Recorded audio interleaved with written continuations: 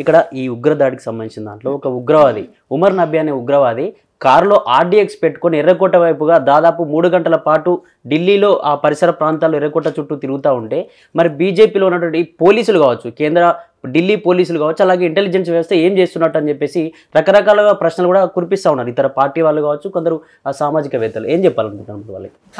అయితే వీళ్ళు క్రియేట్ చేసిన అది కెమికల్ ఏదైతే ఉందో అది అల్యూమినియం నైట్రేట్. అది ఫర్టిలైజర్స్ లో దొరికేది బాను. ఫర్టిలైజర్ అనేది విరివిగా రైతుల కోసం అవైలబుల్గా ఉంటుంది. దానిలో నుంచి వెళ్ళి తయారు చేసిన రసాయనం ఇది ఆర్డీఎక్స్ కాదు.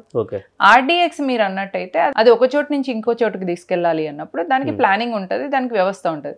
ఇప్పుడు అట్లా చేయరాదు కాబట్టి ఇది బయోవార్ కాబట్టి దీంట్లో కెమికల్స్ యూజ్. మీరు ఆముదం గింజ నుంచి వెళ్ళి మీరు కెమికల్ తయారు చేయగలుగుతున్నారు. ప్రతి దాని నుంచి చేయగలం మనం. ఈవెన్ యాపిల్లో సీడ్ ఉంటుంది కదా, దాని నుంచి కూడా మనం ఒక పాయిజన్ని తయారు చేయగలం. అట్లాంటప్పుడు ఆముదం నుంచి కూడా ఇది తయారు చేయగలిగిండ్రు రైసిన్ అనేది.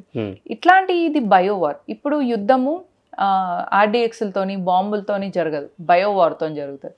కోవిడ్ కూడా అంతే కదా, కరోనా వైరస్ కూడా ఒక వైరస్ని వేరే ఒక దేశానికి పంపించడం అనేది జరిగింది అక్కడ. చైనా వైరస్ వార్ అది. ఇప్పుడు బయోవార్ ఏంటిదంటే కెమికల్ని ఇండిజినియస్గా తయారు చేయడం. ఇప్పుడు మీరు అల్యూమినియం నైట్రేట్ అనేది ఫర్టిలైజర్స్లో దొరుకుతుంది. దాన్ని మీరు ల్యాబ్లో చేస్తూ వెళ్తున్నప్పుడు, ఫిల్టర్ చేస్తూ వెళ్ళినప్పుడు మీకు ఒక కెమికల్ వచ్చింది.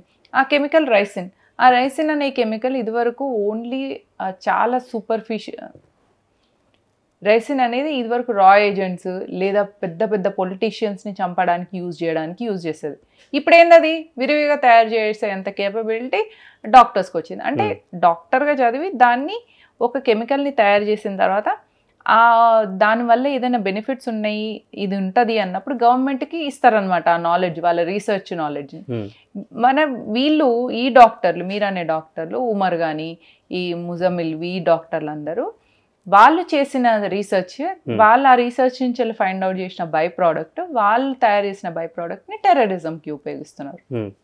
అంటే ఇక్కడ మొహినుద్దీన్ అనే వ్యక్తి తన ఇంట్లో రైజింగ్ తయారు చేస్తూ, తన ఇంట్లోనే ఒక ప్రయోగశాల ఏర్పాటు చేసుకున్నాడు, రైజింగ్ తయారు చేస్తూ. అంటే నిజంగా ఇప్పుడు పట్టుబడ్డాడు కాబట్టి ఓకే, పట్టుబడకుండా ఇంకెన్ని జరుగుతుండొచ్చు ఇండియాలో?